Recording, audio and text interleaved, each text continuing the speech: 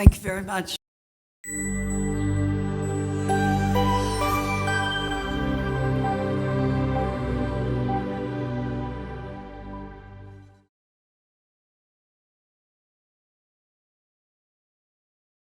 And delighted to be here and for this session, which certainly is timely.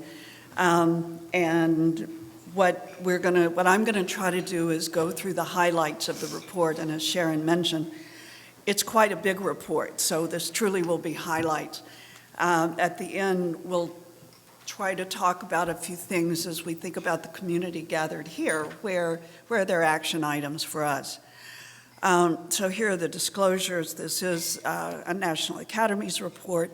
I'll show you another slide of all the sponsors because I think that's of interest as well. This is the committee roster, and again, to comment that we had extraordinary volunteers who worked for about 2 years on this report and included the eminent allergists and immunologists from around the world. This actually was by task a global report. And you can see here that we had both Katie Allen from Australia and Gideon Lack from the UK as part of the permanent members. And much of this, we hope, will be of use to many other settings. So one of the first questions that we sometimes were asked was, well, why do a study on food allergy? And these were some of the things that bubbled up at the beginning and that inform the task statement. And in the Academy system, the task statement is a very specific document that outlines, in essence, what we can work on and what, by design, we should not be working on. But we were curious. We needed to know more about prevalence, about diagnosis, about prevention and maybe hope for prevention, and about management across the many groups. But at the end of this, one of the things that I hope you'll come away with is this has shifted to food allergy, has shifted from a maybe thinking of it as a very traditional medical disease, sort of a rare diagnosis, to something that really is more in an environment of a public health issue. These are all the sponsors, and I called this to your attention, one, to acknowledge them and appreciate it, but also that this was a committee that was fairly unique in that we had what I think of as often the traditional federal sponsors, because the core job of the National Academies is, quote, to inform the government. But we also had the opportunity to work with a number of non-federal sponsors, and you can see here that it certainly gave us a very broad sponsor stakeholder group. For the National Academies process is, again, very specified. Just to mention that the study is defined. As I said, there's a task statement with clear boundaries. A committee is selected for breadth and for diversity. It's very well vetted for, if you will, conflicts of interest, but the idea of the committee is also to be sure we have members at the table who might have differing views. So that process is done. Lots of meetings, many of them in deliberation, so private, but also a series of open meetings and opportunities for feedback. The committee report and approval process is arduous. I think it was either 12 or 16 reviewers. So think about when you send out your manuscript and you get comments from 3 people. We got comments from 12, and it was like about 100 pages worth of questions and things like that. We were delighted the report was released on time.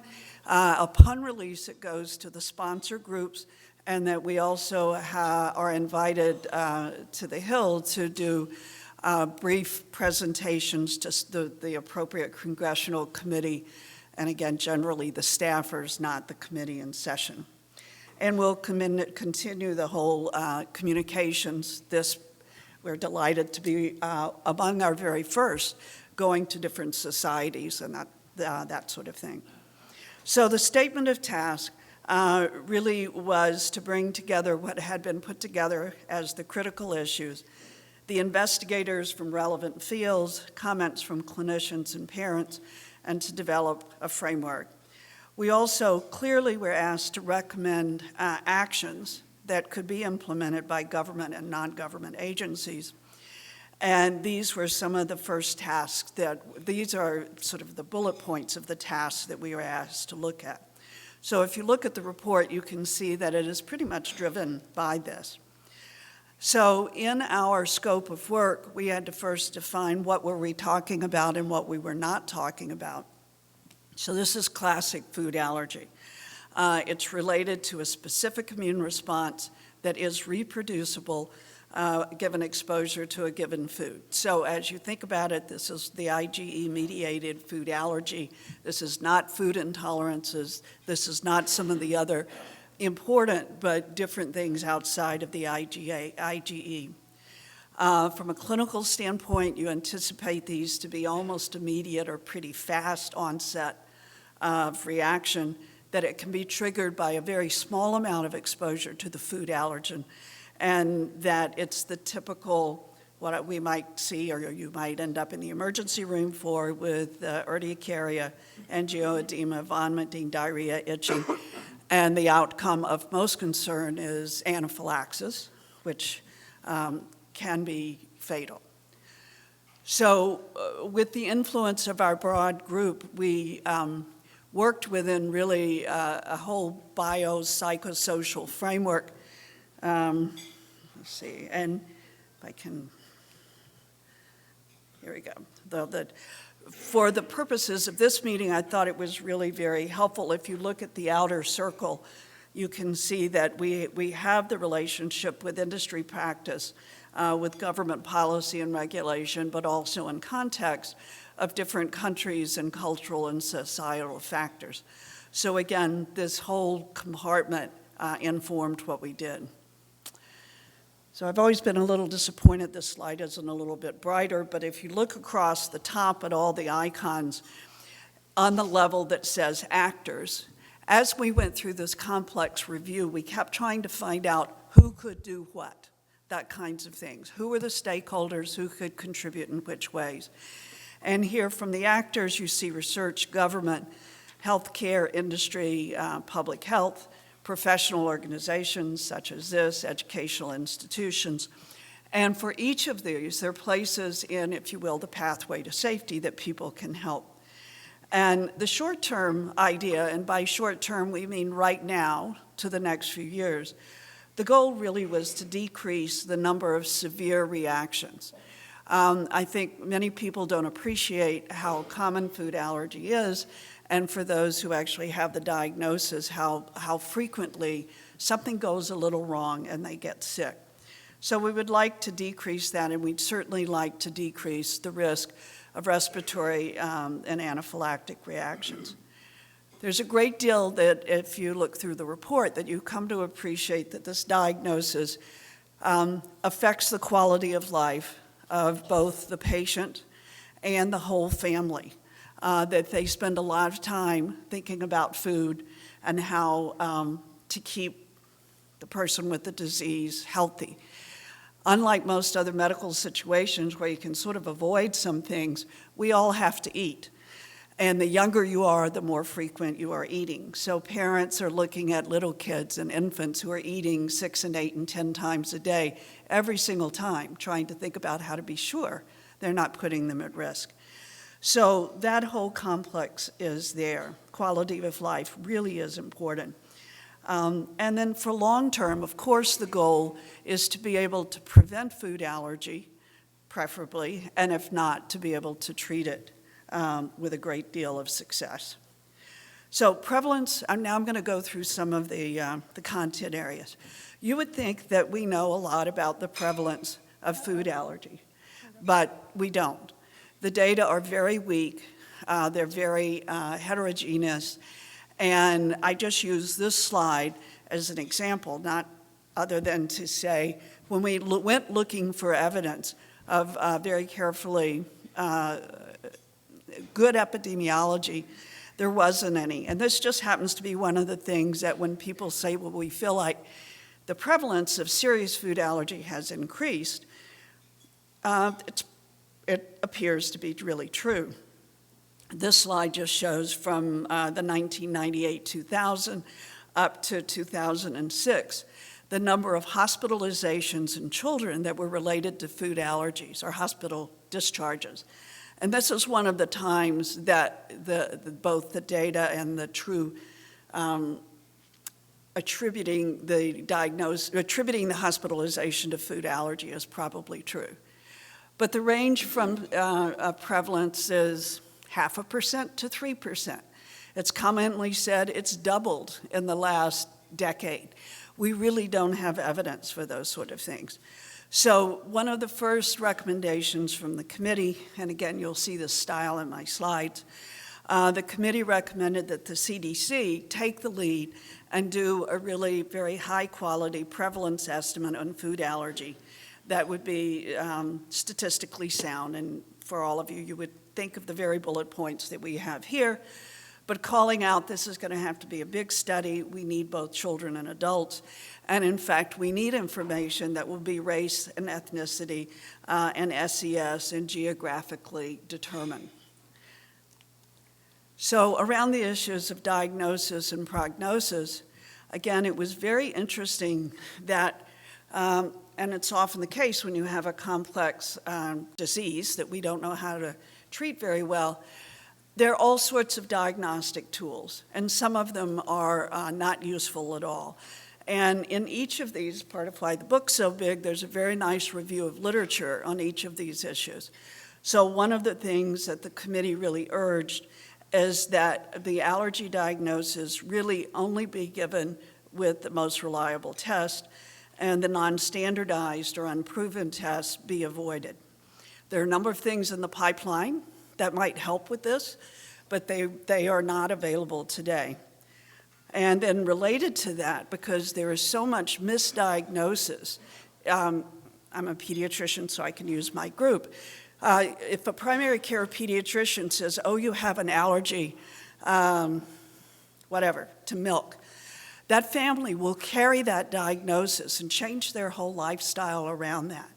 And it may not have ever been truly a real diagnosis. So the committee urges that if somebody is likely to have a food allergy, but that they be evaluated by an expert, because we have at least as many people running around with a false diagnosis of allergy as we do with allergy. Issues of prevention are very interesting. And again, if you look through the slide, we tried to grapple with that, as, if you will, on a prenatal side. So what's genetic, what a mother might do either before or during pregnancy, perinatal right around the time of birth, and then postnatal being the whole rest of your life. And again, in the interest of time, I can't go through these, but what I can tell you is there's a nice review of literature of each of these topics in the report. And the bad news is we have virtually nothing that's supported by strong evidence that helps us understand how to prevent food allergy. So this is another area when you flip to the research needs is very great. There are a lot of things in play. There's a lot of interest in things like route of delivery, vaginal versus C-section, or breastfeeding, or eat this or don't eat that. And the evidence really does not support sharing that message with the woman or the family. And again, burden has been placed upon families trying to jump through these hoops, and there's no evidence that it's going to be helpful. So the committee recommended that, again, looking at all of our groups from public health to practitioners, that we start to give very clear, consistent, and evidence-based advice for families. And that the healthcare providers, including the dietitians, who are considered a key member of the team, really talk about the potential benefits of introducing allergic foods in the first year of life. Now, the reason I bring this up is it was very interesting, just as we were going through this, really seminal studies were published around peanut allergy, and I'll have the references for those, but that showed for the first time we had really strong evidence that showed that early introduction of peanut products in a safe way during the first year of life prevented later peanut allergy in very high-risk children. And now there's a series of papers related both to the peanut allergy and evolving work on egg allergy and some of the others. What we were calling to the attention is when the science changes, when the evidence changes, let's get that to the front line and get that information shared. And again, a very nice example of how the Food Allergy and Immunology Committee came out just last month with new and improved recommendations. So education and training, I'll go through, and they're different groups. And again, I'm using the red font to say what might we think about here, both professionally and sometimes for your company or the communities we come from. So for the public health authorities, the whole healthcare system, the recommendation is that there really be a public health campaign, because the level of misunderstanding and misconception, and if you will, blame, and sometimes anger directed at people or their families who have food allergy is very well documented. So this might be a way of addressing that. Along the same lines, that we have to regularly update the diagnosis and we have to stay evidence-based was a primary recommendation. Same group of healthcare providers. Here, what you see is that the evidence shows that one of the things we're not doing well is to getting age-appropriate self-management, and that there's an opportunity here for the patients and their families to transition so that young people actually know how to take care of themselves. There's very interesting and strong evidence, sort of not as a surprise if you've had a teenager, but that teenagers are at particular risk as they start to have their independence without being trained very well. And that's a group that now has a higher prevalence of severe food allergy reactions. The other group that is at highest risk are patients who have both a food allergy and asthma. So if I were an emergency room doc or primary care doing anticipatory guidance, those are the two groups that really need to be addressed. If we did that, we could probably prevent a number of severe reactions and deaths. So the other thing that was happening, I don't know if you remember during the fall, we were in closed sessions trying to talk about how to care for patients. And at the same time, there was the whole series of hearings and activities in the US about the concern over the price of the product called an EpiPen, which is a brand name pen. And the issue of being able to have very successful first aid is really dependent on having an auto-injector with epinephrine at the right dose at the right time. So we were going, not influenced by that, but it's always interesting if what's going on. So we found evidence that there was worry among a lot of first aid personnel, emergency room, emergency tech, that there was a resistance to using the IM injection epinephrine. And it's like, oh, take this Benadryl and let's wait a little while. So there's a very strong recommendation to retrain emergency care. One of the other things that became apparent is there is no auto-injector with the lowest dose needed for infants and the youngest children, who of course are some of the ones who will have anaphylaxis completely unanticipated. So there's a call for the FDA to evaluate this, and if they too find a need to really encourage that be addressed. Okay. There we go. Along those same lines, there is a need for all emergency responders and really, again, for a national public health management for people to take a look at the issue of how to treat food allergy reactions in various settings and workplaces. So for the food industry, there are a number of things that were called out that I'm delighted to have representatives of global food companies here, because I think these are things that you will be able to influence and hopefully influence those in that short-term phase. But how do we start to integrate better training on food allergy into the general food safety and customer service training at all levels? And this may be certainly for manufacturing, but all the way to servers and restaurants. So related to policies around packaged foods, again, something I think would be a great deal of interest to many of you here, there are a number of very specific recommendations. This one is to use the Codex Alimentarius Commission and that whole system, which works very well for many things, but to decide to review the allergenic foods included in the priority list periodically, and to base it upon regional prevalences rather than a global list. Currently, there's some things listed that are not allergy risks in the US, but are in other places. So this is something that could be implemented within the really rather successful structure of the Codex. The other issue regarding labeling of packaged foods, that the committee called upon the FDA to make its decision about the labeling exemptions for ingredients, and to make those decisions now based on a quantitative risk framework. And the FDA has certainly been considering this, but it has not moved clearly in that direction yet.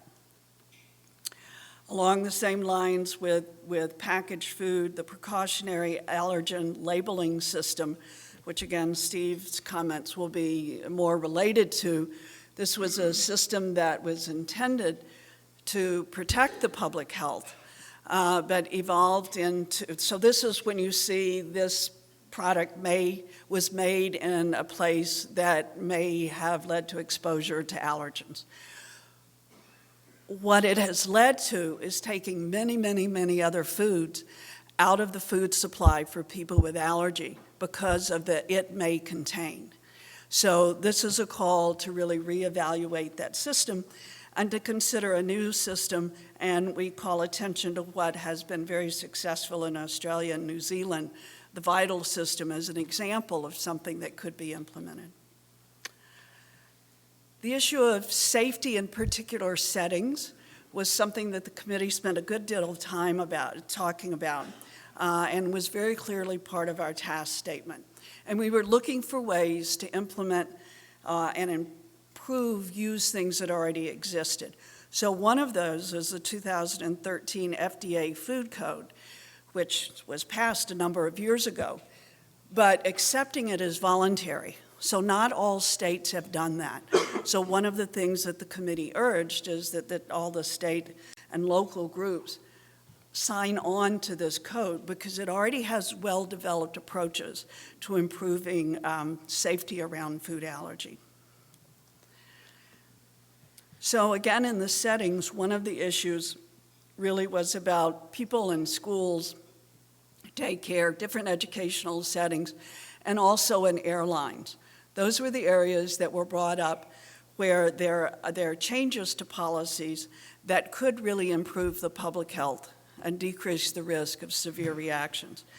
You see here among them that there should be emergency epinephrine capability in public venues. Just like today, you're not surprised to see the defibrillator boxes hanging in the airports or at the gym or in the stadium. So really to consider different approaches to having emergency epinephrine available, to make sure all first aid staff are trained for appropriate use, and to learn how to manage this. Along the same lines, the issue of labeling policies on packaged foods in very specific places, and again, the issue of airlines where people are served food, but they don't come with any food label.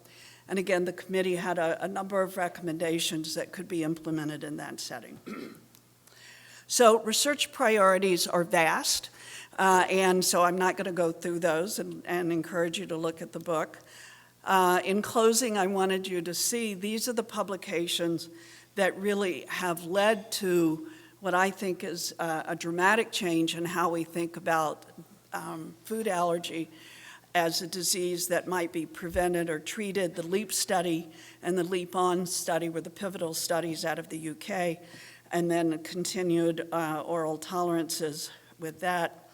The guidelines that just came out, which certainly were not directly related to our committee's call, but we have a very proactive, very engaged academic group caring about food allergy in the U.S., and they just put out a very nice change to the recommendations. And to give you a glimpse of what this is going to look like in the future, here are the recommendations about introduction of peanuts in infants and young children are risk stratified. So if the infant has severe eczema or an allergy to a food already or both, introduction early is highly recommended, but it's recommended in a safe setting, in the physician office where it is done with testing and with observation. In patients with mild to moderate eczema, introduction should be around 6 months and should be safely done at home. And then healthy children, hopefully they'll get introduced, but no specific recommendation. So I think this gives you an idea of what we're going to be seeing in the future. So for takeaway, this is a rapidly emerging science right now with food allergy. It's really transformative. We've spent the last 20 years keeping kids from being exposed to peanuts, as an example, early in life, and it may or may not, but it may have contributed to the rise in peanut allergy. The group of people in the science, public health, and food industry really have an opportunity to play this out, to do the science and to make the changes. There are going to be dramatic changes in knowledge and behavior, both in medicine and consumers. And to close, there really is a place for all of us, both as individuals, community members, companies, academic societies, to help with this. So this is the website for the full report. This is the website for a 4-page brief, and I brought a few of those, and I think they're back on the table. I didn't bring this many, but you can easily get them. And with that, I'll close, and if happy to hold questions or. Well, we can, well, first of all, thank you, Janan. My pleasure. Thank you. I know it was fast, but at least you have the highlights. So we have about 5 minutes for any pressing questions, but remember, we'll also have the full panel of speakers at the end. So are there any questions? Okay, so we'll, go ahead. Reagan. I just wondered if you could comment quickly on the sensitivity and specificity of the skin prick and the RAS testing. Did the committee address that at all? Yes, I think you'll find that in the review of literature. And as you go through the hierarchy, the bottom line is none of the historic tests provide a clear diagnosis without false negatives or false positives. The gold standard really is an oral challenge test. And again, probably beyond what we need to be doing here very much, but it is something that that's the way to find out, and it's a safe way, and it's in an observed clinical care setting. Along with that, you do the blood test, looking at your IgE levels. But I want to be very clear that people who have positive tests, skin prick tests, to 5 things may or may not have a clinical allergy. And if you had a negative skin test, doesn't mean that you're not going to get that allergy. So that's part of what we're trying to get to, and that's why we believe at this stage, being at somebody who's very skilled at picking the right test and interpreting the test very carefully, is a critical part of this, both to get the right people diagnosed and not to burden people without the disease with a lifelong concern and food restricting behaviors. Thank you.